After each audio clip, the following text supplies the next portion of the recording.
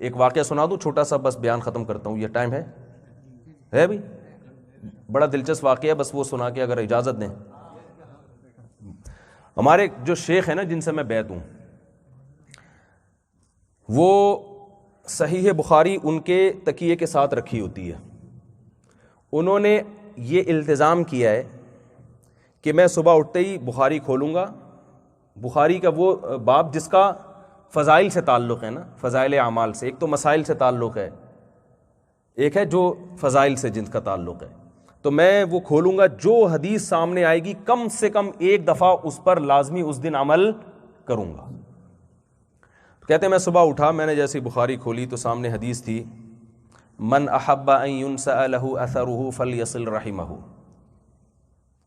کہ جو یہ چاہتا ہے کہ اللہ اس کی عمر میں برکت دے دے، اسے چاہیے کہ رشتہ داری کو، پھر وہی جملہ مکمل نہیں کر لے، پھر میں پیسے نکلواؤں گا، مذاق نہیں، وہ رشتہ داری کو کیا کرے، قائم رکھے، جوڑے۔ ویسے وہ ویسے ہی رشتہ داری جوڑتے ہیں، لیکن انہوں نے کہا آج کوئی اسپیشل کچھ کرنا پڑے گا کیونکہ میں نے اپنے اوپر لازم کیا ہے کہ عمل کروں گا۔ تو کہتے ہیں میرا ایک بہت شدید ضرورت تھی جس کے لیے میرے پاس کچھ پیسے پڑے ہوئے تھے، اور وہ تھوڑی سی رقم تھی 35,000 کی، اور یہ پرانی بات ہے، اس وقت 35,000 کی بھی ایک ویلیو تھی، 25,000 روپے تھے اس وقت، یہ پرانا واقعہ ہے، اس وقت 25,000 کی بھی ایک ویلیو تھی۔ کرنسی تو ہمارے یہاں بہت تیزی سے ڈی ویلیو ہو رہی ہے نا، اور اس وقت وہ غربت بھی تھی تو ان کے لیے ویسے بھی وہ بہت قیمتی رقم تھی۔ کہتے ہیں مجھے جو ضرورت تھی نا وہی ضرورت میرے بڑے بھائی کو بھی تھی، تو میں نے کہا یار اب ایک دفعہ تو اس پر بڑا خاندانی طریقے سے عمل کرنا ہے، تو میں اپنی ضرورت قربان کر کے اپنے بڑے بھائی کو یہ پیسے دے دیتا ہوں۔ قربانی چاہیے نا بھئی، جب آخرت پر یقین ہے، غیب پر ہے، تو نظر تھوڑی آ رہا ہے، غیب کا تو مطلب ہی بس اللہ کے بینک میں جمع ہو رہا ہے۔ تو کہہ رہے میں نے بڑے بھائی کو بلایا، ان کو 25,000 روپے گفٹ لفافے میں ڈال کے، بولو بھائی، آج تو الٹا بہنوں سے وراثت کھا رہے ہوتے ہیں، 2-4 گفٹ پکڑا رہے ہوتے ہیں، جو دکانیں ضبط کر کے بیٹھے ہوتے ہیں ان کو نہیں دیکھ رہے ہوتے ہیں۔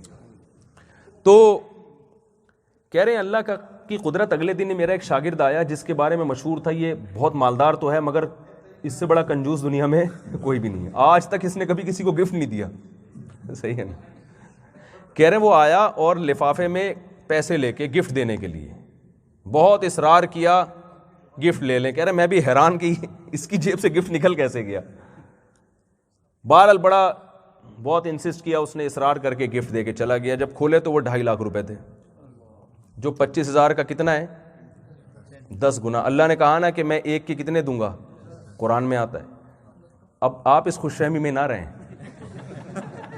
ہاں یہ تو ایک واقعات کرامت کے طور پہ ہو جاتے ہیں، باقی اللہ دے گا کیسے ہی اس پہ چھوڑ دیں، آپ نے اللہ کو خوش کرنے کے لیے دینا۔ وہ ایک بھینس والا قصہ تھا نا، ایک آدمی نے، امام صاحب نے ایک دیہاتی کو بولا کہ نماز پڑھا کرو، اس نے کہا بھینسوں کی رکھوالی کون کرے گا، میں نماز پڑھوں گا۔ انہوں نے کہا دیکھو جب مسجد میں نماز پڑھو گے بھینسیں دودھ زیادہ دیں گی، اس کو دنیاوی فضائل بتا دیے۔ تو وہ جب نماز پڑھنے کے لیے آیا، فجر پڑھی تو گھر گیا تو بجائے دودھ کے ایک بھینس مری ہوئی تھی۔